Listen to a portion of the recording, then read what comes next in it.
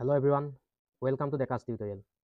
So, যিসকল তোমালোকৰ Assam Direct Recruitment 2.0 ADRE 2.0 তোমালোকে General Administrative Departmentor যি তোমালোকৰ post selection হৈছে তাৰ কাৰণে তোমালোকৰ grade 3 আৰু grade 4 কাৰণে এটা important notification আহিছে। Notificationটো আহিছে তোমালোকৰ General Administrative Departmentor আৰু আহিছে তোমালোকৰ 12/11/2025 মানে আজি আহিছে। আৰু এই যিটো notification হয় এই notificationটো তোমালোকৰ কাৰণে important হয় কিয় এইটো তোমালোকক ডকুমেণ্ট ভেৰিফিকেশ্যনৰ কাৰণে মাতিছে।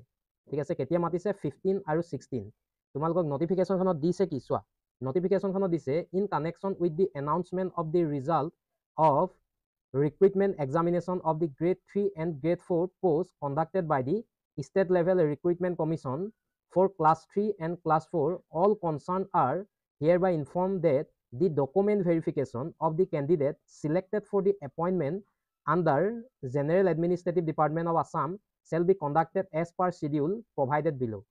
ঠিক আছে, যিসকল তোমালোকৰ এপইণ্টমেণ্টৰ কাৰণে কি হৈছে চিলেক্ট হৈছা জেনেৰেল এডমিনিষ্ট্ৰেটিভ ডিপাৰ্টমেণ্টত তেওঁলোকৰ যিসকল গ্ৰেড 3 কেণ্ডিডেট হয় গ্ৰেড 3 কেণ্ডিডেটসকলৰ যিটো ডকুমেণ্ট ভেৰিফিকেশ্যন হ'ব ডকুমেণ্ট ভেৰিফিকেশ্যনটোৰ ডেট দিছে আমাক 15 নৱেম্বৰ 2025 ঠিক আছে 15 নৱেম্বৰ তোমালোকৰ গ্ৰেড 3 খিনিৰ কাৰণে দিছে আৰু ৰিপৰ্টিং টাইম আছে তোমালোকৰ 8:30 AM। ঠিক তেনেদৰে তোমালোকৰ গ্ৰেড 4 সকল যিসকল কেণ্ডিডেট চিলেক্ট হৈছা তেওঁলোকৰ যি ডকুমেণ্ট ভেৰিফিকেশ্যন হ'ব সেইটো কেতিয়া হ'ব 16 নৱেম্বৰ 2025 আৰু তোমালোকৰ ৰিপৰ্টিং টাইম আছে 8:30 AM মানে 8:30 তোমালোকৰ ৰিপৰ্টিং টাইম আছে। আৰু যিটো ভেনু হ'ব তোমালোকৰ ডকুমেণ্ট ভেৰিফিকেশ্যনৰ এই ভেনুটো হ'ব তোমালোকৰ গণ সেৱা ভৱন আছাম ছেক্ৰেটেৰিয়েট কেম্পাছ। ঠিক আছে, আছাম ছেক্ৰেটেৰিয়েট কেম্পাছৰ ভিতৰতে হ'ব তোমালোকৰ গণ সেৱা ভৱনত GS ৰোডত আছে দিছপুৰত আছে।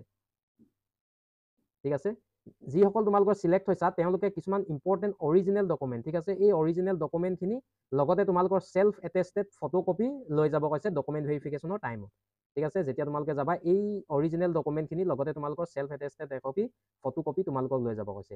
ফাৰ্ষ্টতে তোমালোকক দিছে copy of the online application তোমালোকে যি অনলাইন এপ্লিকেশ্যন কৰিছিলা তাৰে এটা কপি তোমালোকে সেল্ফ এটেষ্টেড কৰি লৈ যাবা। 1 নম্বৰ এ দিছে।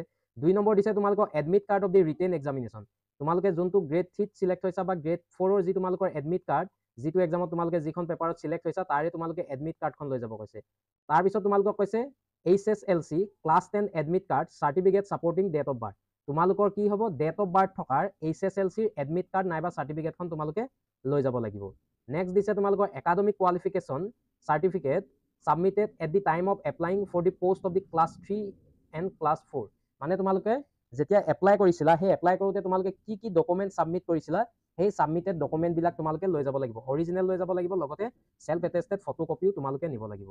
তাৰপিছত তোমালোকে নিব লাগিব কাষ্ট চাৰ্টিফিকেট যদি তোমালোকৰ কাষ্ট চাৰ্টিফিকেট আছে এক্স ছাৰ্ভিচমেন চাৰ্টিফিকেট যদিহে তোমালোকৰ এক্স ছাৰ্ভিচমেন চাৰ্টিফিকেট আছে তোমালোকে লৈ যাব লাগিব।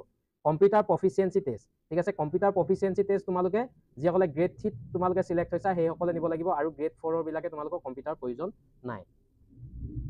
নেক্সট আছে তোমালোকৰ valid licence valid driving licence যিসকল তোমালোকৰ ড্ৰাইভাৰত তোমালোকে চিলেক্ট হৈছা তেওঁলোকে ভেলিড ড্ৰাইভিং লাইচেঞ্চ তোমালোকৰ লৈ যাব লাগিব।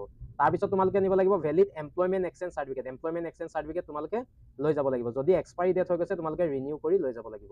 তাৰপিছত দিছে Aadhaar card passport voter ID card pen card তোমালোকে ফটো আইডেণ্টিটি কাৰ্ড হিচাপে লৈ যাব লাগিব। One recent passport size photograph without spectacles ঠিক আছে চশমা নিপিন্ধাকে তোমালোকে এখন ওৱান পাছপোৰ্ট চাইজ ফটোগ্ৰাফ তোমালোকে লৈ যাব লাগিব। এইকেইটাই দিছে।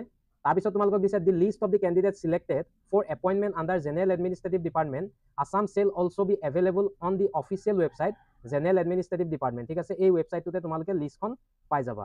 তোমালোকক অহা যোৱা একো খৰচা নিদিয়ে নো টিএ দিয়ে আৰু তোমালোকক কৈছে only the candidate shall be allowed inside the premises of the venue ঠিক আছে অকল তোমালোকৰ কেণ্ডিডেটসকলকহে তোমালোকৰ এলাউ কৰিব তোমালোকৰ ইনচাইড দি প্ৰিমাইছ তোমালোকৰ কি হ'ব গাৰ্জেনক তোমালোকৰ ভেনিউ ভিতৰত এলাউ নকৰে। এই নটিফিকেশ্যনখন আহিছে তোমালোকৰ commissioner and secretariat of the government of Assam general administrative ডিপাৰ্টমেণ্টৰ ফালৰ পৰা। ঠিক আছে তোমালোকে ৰেডি হৈ যোৱা তোমালোকৰ হাতত 2 দিন আছে 2 দিনৰ ভিতৰত তোমালোকে গৈ ডকুমেণ্ট ভেৰিফিকেশ্যনটো কৰি আনিব লাগিব। চ' থেংক ইউ এভৰিৱান আৰু আমাৰ চেনেললৈ যদি তোমালোকে নতুনকৈ আহিছা তেন্তে চেনেলটো ছাবস্ক্ৰাইব কৰি যাব। থেংক ইউ এভৰিৱান আৰু এই নটিচখন তোমালোকে শ্বেয়াৰ কৰি দিবা। ইয়াৰ যিটো PDF হ'ব PDFটো আমি আমাৰ যি টেলিগ্ৰাম হ'ব তোমালোকে ডেছক্ৰিপশ্যনত লিংক থাকিব তাত গৈ তোমালোকে এই PDFখন এভেইল কৰিব পাৰিবা। চ' থেংক ইউ এভৰিৱান ফৰ ৱাচিং দিছ ভিডিঅ'।